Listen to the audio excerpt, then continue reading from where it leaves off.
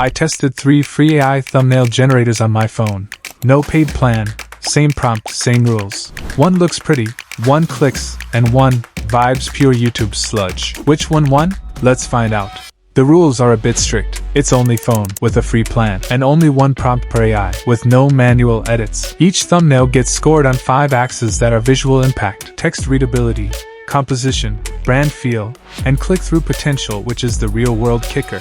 Here's the exact prompt I used every time.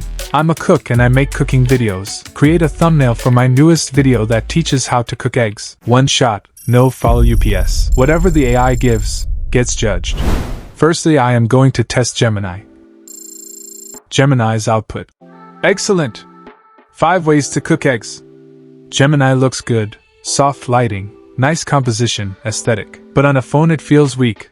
Too much text, no dominant focal point, like a recipe blog cover fighting for clicks. Score 6.6 out of 10. Next AI is going to be Copilot.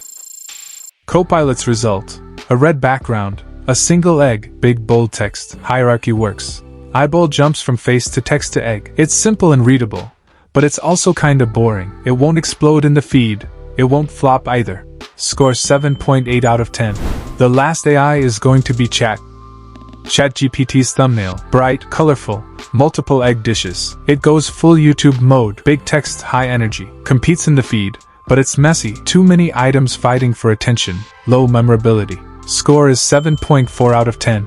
Here is the final result. Gemini, 6.6. Aesthetic, weak CTR. Copilot, 7.8. Clean, readable, a little dull. ChatGPT, 7.4. Attention-grabbing but cluttered. So now that we come to conclusion, I think the winner here is Copilot. Not because it's exciting, but because it scales best.